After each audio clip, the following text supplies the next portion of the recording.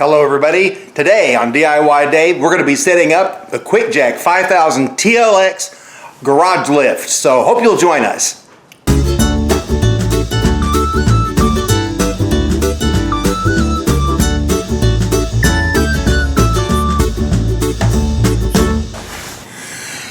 Well, as a lot of you who might be nice enough to follow some of my videos knows, a lot of the projects I do relate to car repair.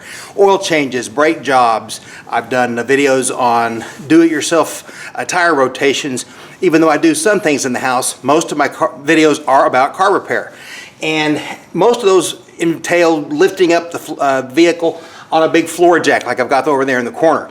The one I have is a 40 or 50-year-old model that I inherited from my uncle. It has served me extremely well, and it looks like Santa Claus overheard a passing wish at some point that I might like to get a QuickJack. The QuickJack is a very popular, very well-respected brand of personal lift for someone who doesn't have the room or the resources for a full conventional two-post lift that you see in a lot of professional shops and garages. But this particular QuickJack is one that is ideally suited for the DIYer who does a lot of things like brake jobs and oil changes, but doesn't have a whole lot of room for a great big lift. So we're going to take a look at getting this set up, go through it. I think we'll bring you on. Hope you enjoy the setup of this QuickJack. The QuickJack kit, this is the TLX model. It's a little bit longer for a longer wheelbase. That was just the kind that Santa got for me, and that is just fine. It has a maximum 24-inch lift height and can support wheelbases, I believe, up to 77 inches. But we'll double check that as we go through the instructions. The one thing that you will need that does not come with the QuickJack is a bottle of automatic transmission fluid or hydraulic oil. Anything Dexron 3 or better for automatic transmission fluid or full synthetic transmission fluid is suitable for the QuickJack pump. So, I'm going to go ahead and take a look at the pump first, just because I'm curious what's in here. I'll take a look at that, and you're seeing this kind of live as I go, and I'll try to keep everybody in frame as I do this.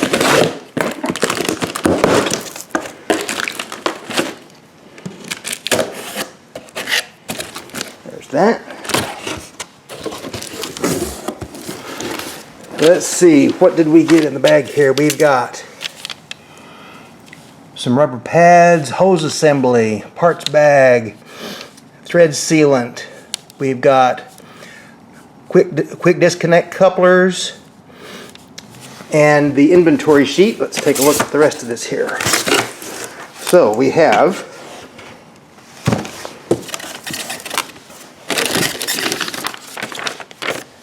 the do not return to the store in case there's a problem. Well, this, I believe, was ordered direct from the manufacturer. So here are the lift blocks that come with the basic kit. Should be 4 of these. And then we have the hoses, hydraulic hoses.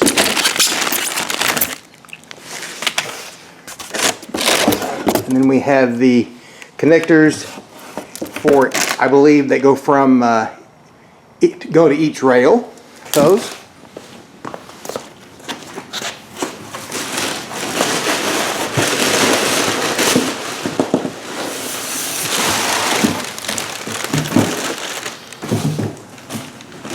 Here there are 4 taller lift blocks and shorter lift blocks, extensions, and I'm assuming here is just the additional parts. Yes, there's some thread sealant and then the quick disconnects in here. So let's take a look at the pump unit itself.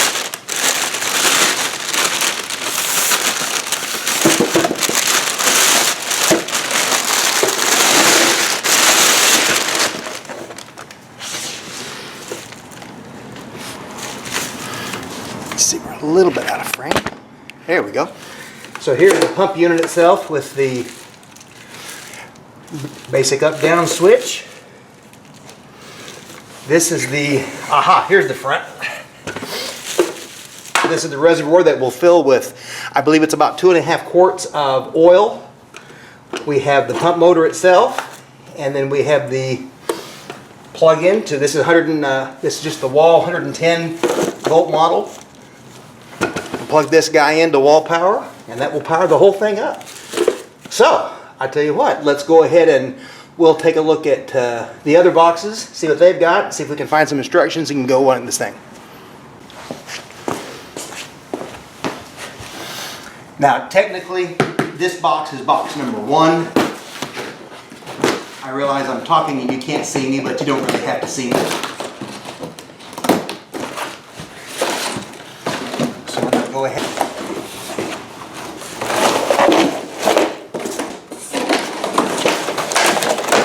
Aha, we have instructions. All right, so we'll set this aside.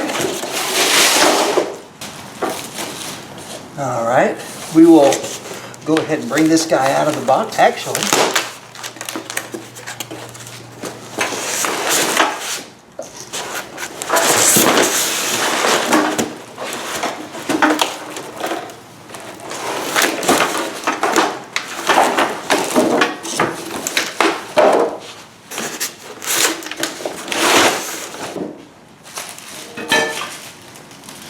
okay, this, once we get out of the package, this is, I'm pretty sure, is going to end up being the little guy that lets you lock into the side rail and slide the rail underneath the side of the car that you're going to be jacking up, because this is pretty darn heavy. The listed weight for each of these was about 110 pounds, and I believe it. Now, I believe, yeah, this end down here has rollers, so you can pick it up from that end and roll it around.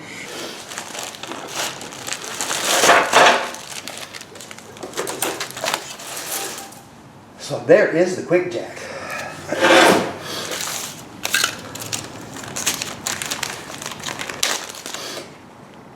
And this particular guy says it will raise up to 5,000 pounds on a slightly longer frame. So that's the objective.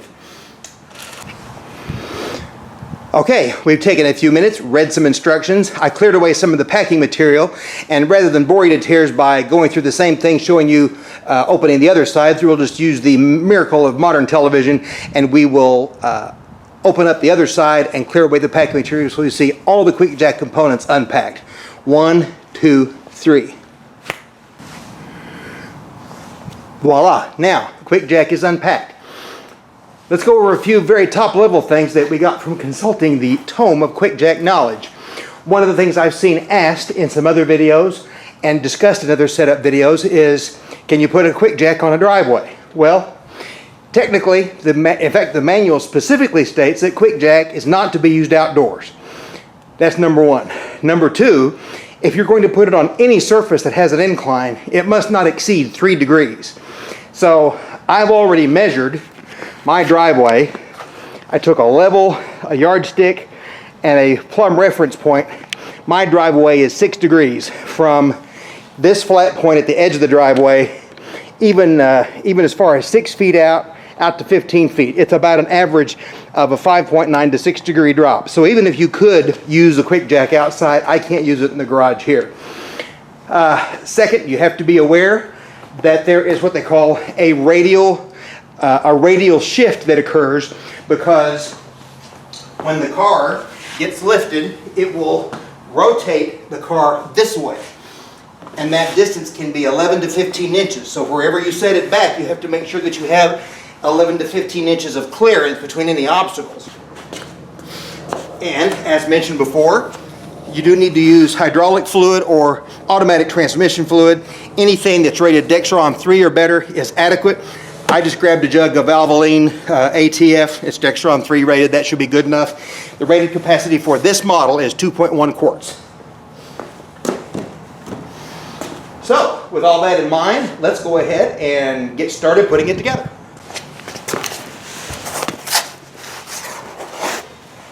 Step 1 is to take a 6mm hex key, remove this factory installed plug on the cylinder, and remove it to install the fitting elbow provided in the kit.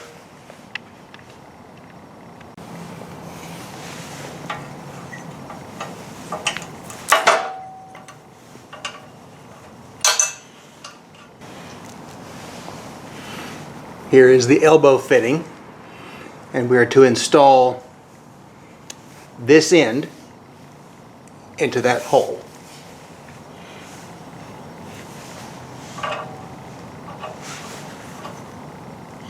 It does specify that you should make this part accessible, but do not have it pointing up.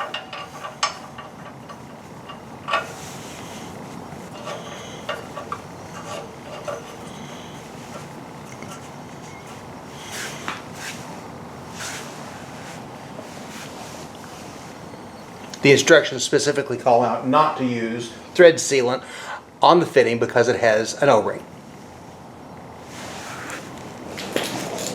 The torque spec called out in the instructions is 11 to 12 foot-pounds.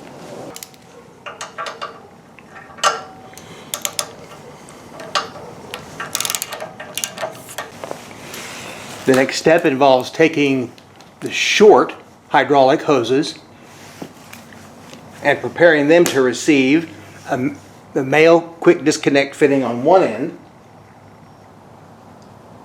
and then attaching them to the hydraulic elbow that we just attached to the frame on the other side.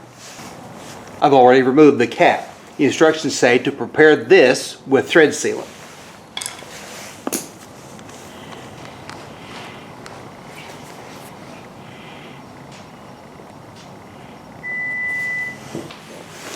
We'll attach the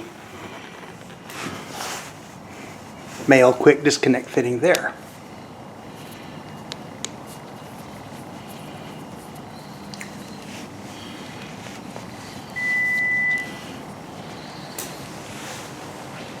The spec for this fitting is 23 to 25 foot-pounds.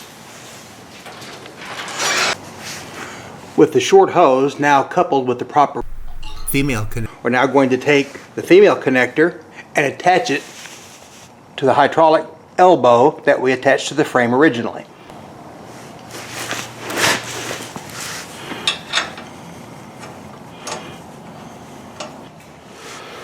The specification for torque for this connection is 23 to 25 foot-pounds.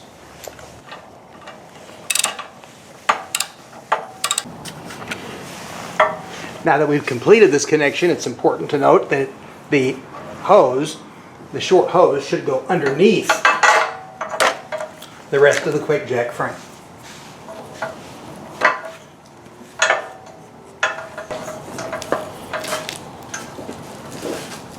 There we go.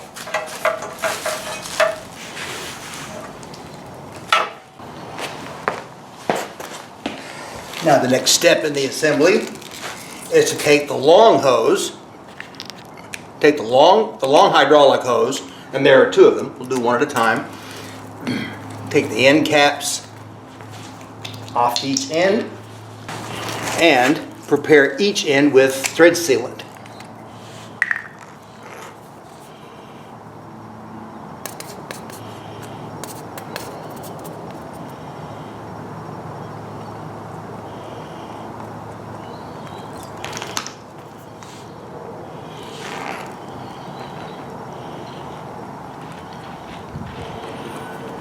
Then, prepared with thread sealant, take two of the female connectors, get it on here and frame each one of these, and screw it onto the end, like unto so.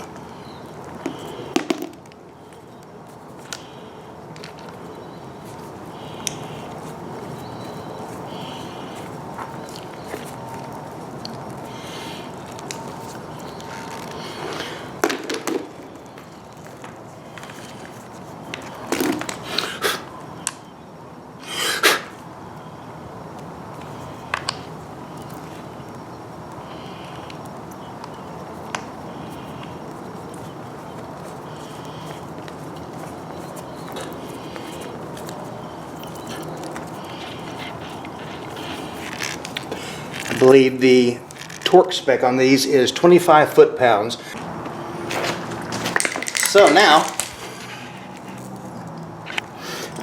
with the long hydraulic cable and the short hydraulic cable, the next thing is to set up the pneumatic cylinder on the jack itself. So a little close-up view of inflating the hose. I've got a compressor here. We have an inline gauge. Just put the fitting over the valve. Put it. Oh, I've got to take the cap off.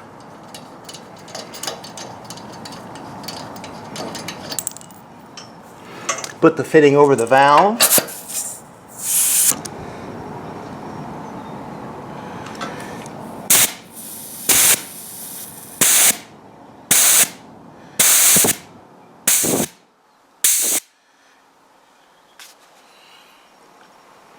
£50, that's what they call for, so we're going to stop right there. Now all that's left is to take each hose and connect it to the short hose on each arm ramp. I've gone ahead and connected the hoses and the fittings to the other side. I just didn't video it, so it's ready to go. All that remains is to connect the long hoses and then connect the long hose fittings into the power unit, which is over there across the garage. So now we are at almost one of the end steps. All we have to do now is plug the power unit, plug the cords of the hydraulic hoses into the power unit.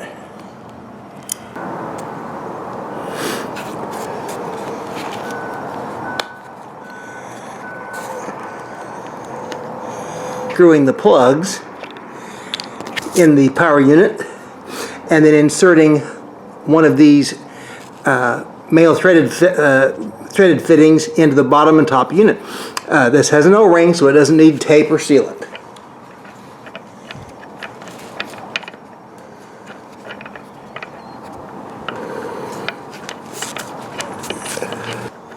And here's the other.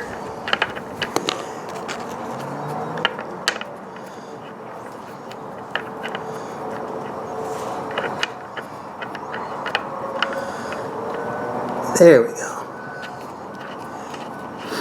And the book does suggest that it's a little easier to do the bottom fitting first because it's harder to reach that end once you have it, if you have the top fitting in first. Well, that I guess is your choice. So we'll just give this one a good tighten.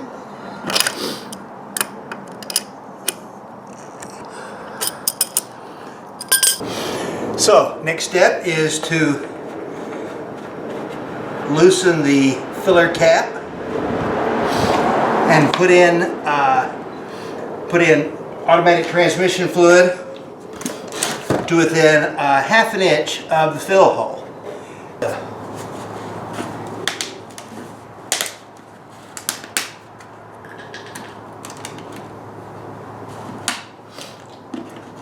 We'll just put it in.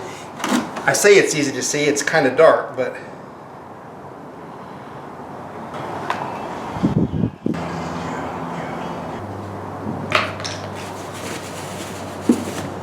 okay, that finally is it. I feel good about that. Because it's right there and that's within a half inch. Alright, we're good. So now we just need to plug in the long hoses to the unit and then go about the process of bleeding the jacks.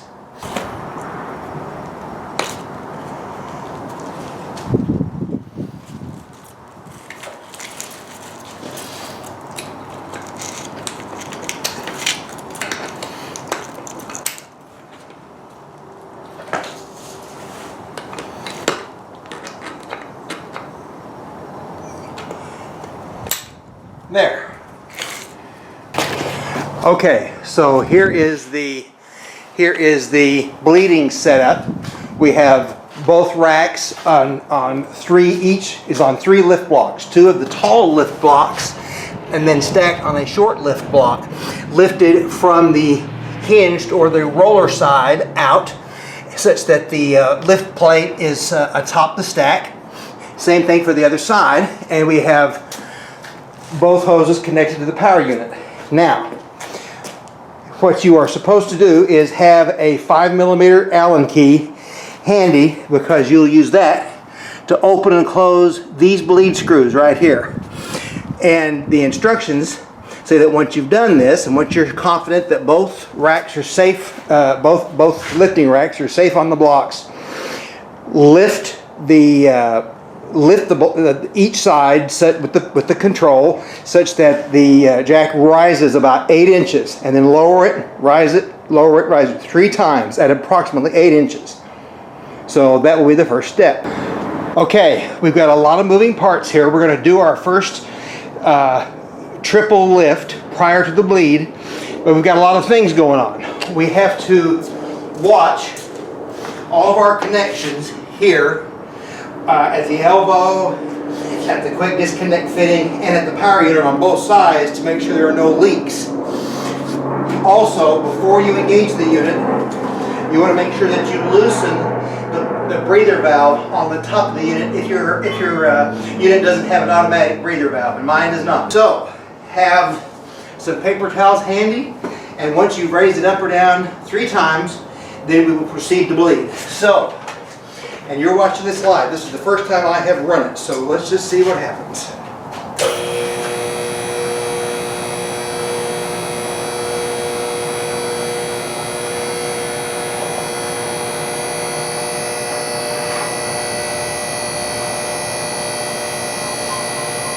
That's 8 inches in my book.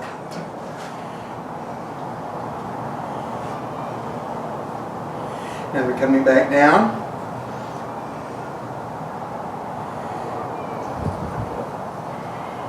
And I don't see any hydraulic fluid leaks at this point. Perfect.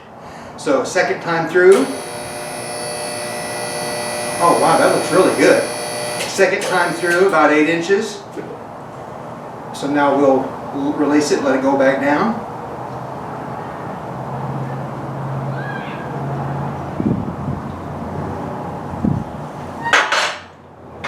One last time. Oh, they're going up great. Really smooth. So, release and let them go all the way down. Perfect. And it's already going up smoother than I expected. Normally indicative of air in the system is that when you raise it, they'll move in a herky-jerky fashion the first time or any time that you raise them. But those went up fairly smoothly even the first time, so that's good. So, I'll tell you what we'll do. We're going to take a look at all of our connectors. All of our connections here. No hydraulic fluid leaks. Oh, we do have a little hydraulic fluid leak here. We got to fix that. Nothing at the power unit. Nothing here. And nothing here. So we just need to fix this connection right here, tighten that up, and we'll be in good shape. Okay. So what we're going to do is we're going to illustrate the bleeding process. All right. So a number 5 Allen key. I believe that's going to be this guy.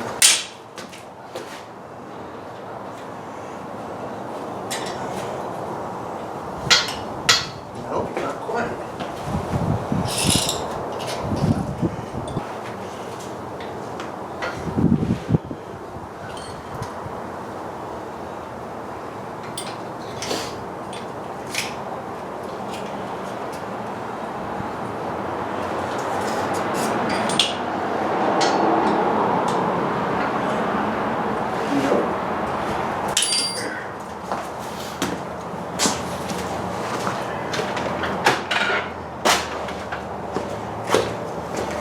Was in a toolbox. All right.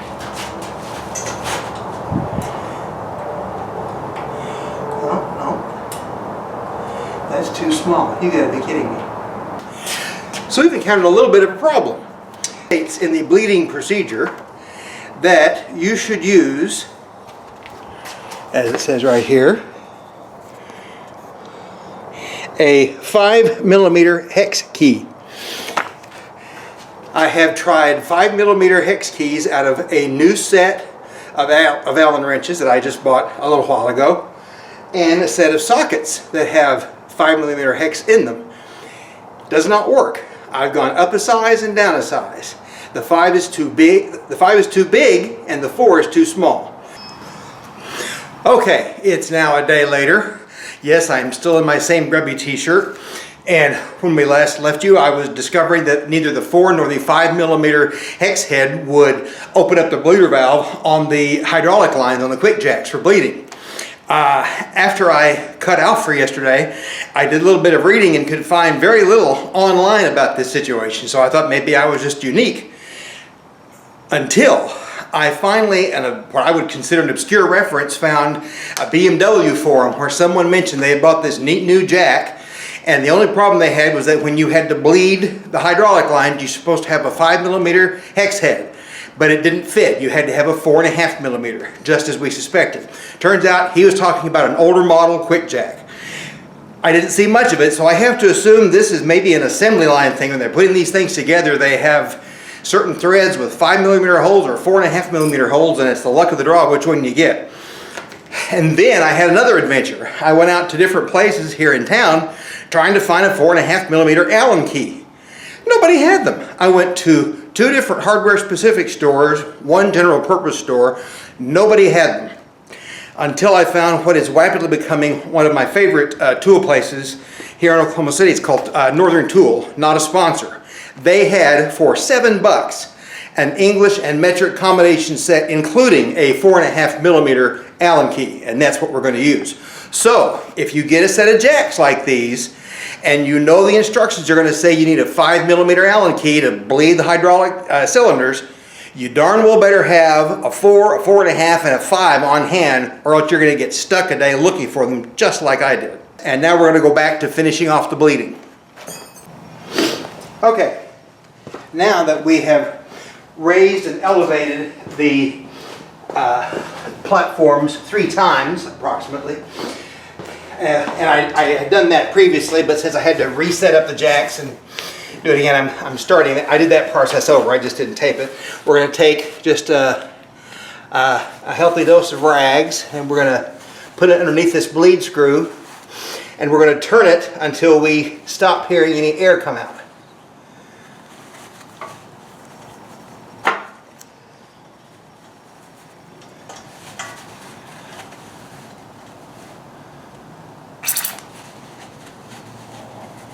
Okay.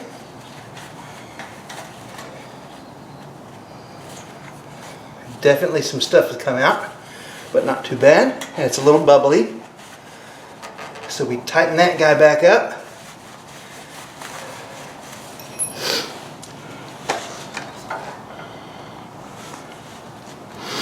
And something else, this fitting that I reconnected and redid with the thread sealant is still leaking. I'm going to show you that off camera, so I don't know what I'm going to do about that.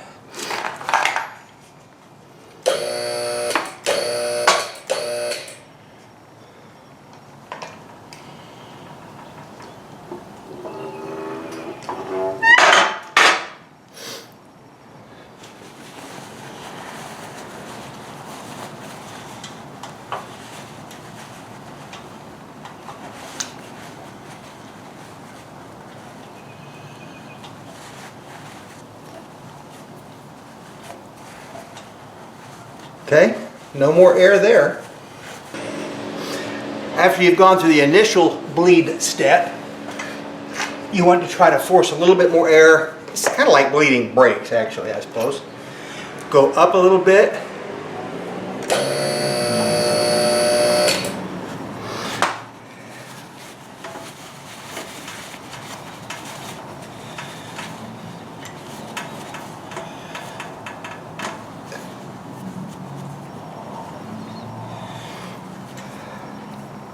Then back down.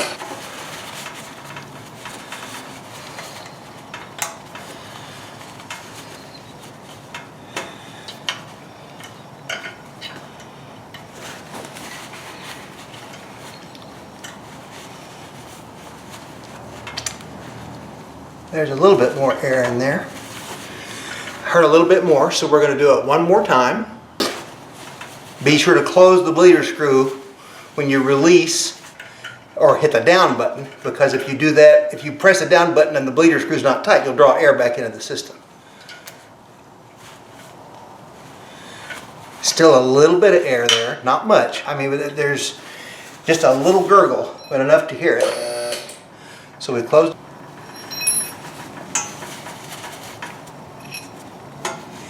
Try it again.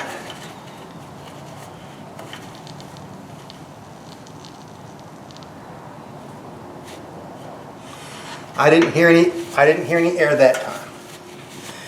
So I'm going to call this one good. And they're going down almost exactly the same. That completes the bleeding process for this side. So I'm going to go ahead and bleed the other side off camera, and this is going to be ready for a test. So with the bleeding process as complete as I think I know how to do it at this point, I've taken the ramps off of the lift blocks, and now I'm going to take the pendant control and I'm going to lift the frames, but not beyond the first lock point. QuickJack makes it very clear in the manual that you are not supposed to raise it without a lift of a vehicle, the weight of a vehicle on them, past the first lock point. So just as an experiment to see how evenly they go up, let's see how that works. Here goes.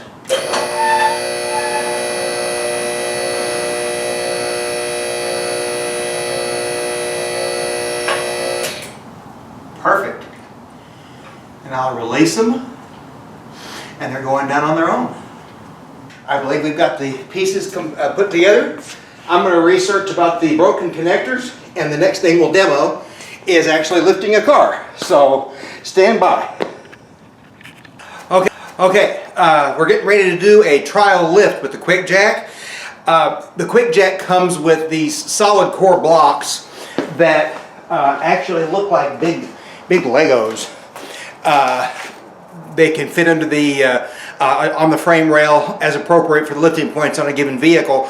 Now, most vehicles have also these pinch welds, and they look like a kind of a blade with two small semicircular cutouts that represent the lift points, and that's where you can put a scissor jack. That usually comes with the vehicle, and they also, QuickJack also provides as an extra purchase accessory these bladed or these cut lift blocks. And the idea is that you put these in the pad where they're going to be making contact with the pinch welds, and then that will let the pinch weld rest in the groove and not put so much stress just on the pinch weld. So that's what we're going to be using. I have not solved the leaky connector issue. I disconnected it a third time, thoroughly cleaned the threads on both sides, reapplied the thread sealer, and it still leaks. So unfortunately, I was about a half an hour too late to open a support case with QuickJack to see if I could get a replacement connector. I'll have to wait until Monday. I'm taping this on a Friday. But we are going to go ahead. I don't think the leak is bad enough to prevent me from trying to lift this guy. So that's what we're going to try to do. You can get pretty close. Ooh, okay. One thing I wanted to point out as I was editing the video about why it got so finicky when I was trying to align the racks when I was doing my test lift is that I started with one pinch weld block. But as the frames went up, I realized this rail was actually hitting the side of the car before the pinch weld block would reach the pinch weld. That's because the pinch welds were recessed under the outside of the door. The solution there was to remove the pinch block, put down one of the regular blocks, and then put the pinch weld block on top of it.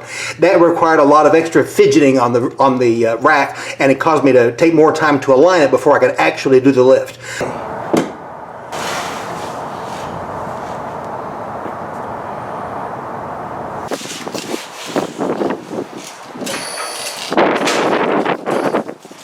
This is more than a little nerve-wracking.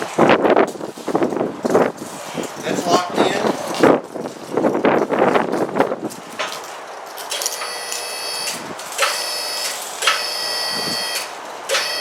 So far, so good.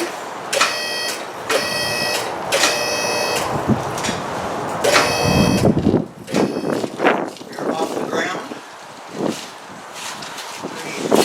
Double check. Good here. Well, I gotta go to the first lift point, I think.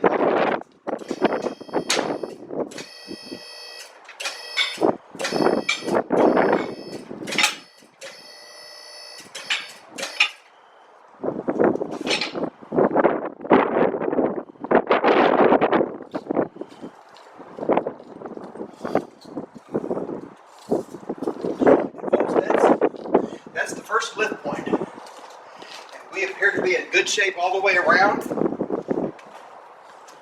We are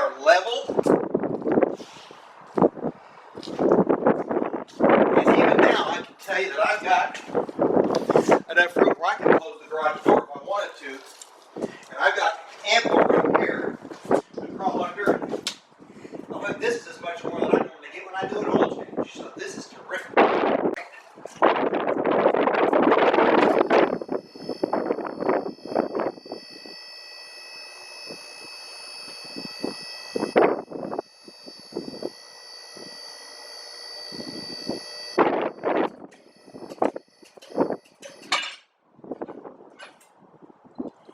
There. That's it, folks. We are completely up. We are secure. We have the lift arms are engaged on the track for safety. So here is the gear, the safety bar locked into place. And here is the space underneath that is just fantastic. I mean, I've got more room, miles more room than my floor jack ever gave me, and I could get under here and do just about anything. I can even have room for a crawler to save my back a little bit. But this is fantastic, folks. This is going to be a winner all the way around. I'm happy. Take a look at this side over here. Unfortunately, here is my leaky connector, and that's what I've got to open the case with on QuickJack. I don't want to have to, if I don't get that taken care of, I'm going to have to be monitoring the fill level in the fluid, and it obviously shouldn't. Every other connector, I should point out, every other connector was perfect first time, no leaks. This is the only connector. This is the only connector of the whole thing that has leaked at all, and I have reassembled it 3 times, and it continues to leak. So I have to assume there's a defect in the threads. And here's the extension, and here, can't really see, it's a little dark on this side of the garage, but it's locked into place. And folks, we're in business. Well, friends, I might do a little follow-up on getting the replacement connector ordered if that it becomes an issue, but it's pretty obvious. It should be under warranty, and they shouldn't have any trouble sending me a replacement connector. And I'm going to go ahead and lower this guy and call this done. This is a great success. If you have a vehicle and you've got enough room in your garage to account for the space that you need on either side, this is a great option. This is the QuickJack 5000 TLX with the pinch weld adapters, separate purchase. I love it. I hope you've enjoyed this video. It's been a little clumsy along the way, had a couple of obstacles, but that's what you do going along, finding out a little bit of problems here and there along the way. Thanks so much for watching. If you like the video, give us a thumbs up, subscribe, and hit the bell. We're going to do these as often as we can, and we enjoy sharing the information with you. Thanks for watching. If it's worth doing at all, it's worth doing yourself. Bye-bye, everybody. Hey, everybody. Dave here. Just a quick bit of a follow-up. I was able to get a hold of QuickJack support and advise them of my leaky connector problem. No problem whatsoever. They're going to ship me out a replacement connector. Should be here in a few days. And also wanted to apologize again for the ridiculous wind noise that came up just as I was doing my test lift. Big cold front blew through as I put some text on the video, and it picks up in the mic terribly on my camera. I tried filtering it out to eliminate it as best I could, but it was still there. So appreciate your patience. And once again, thanks for watching, everybody. Bye-bye.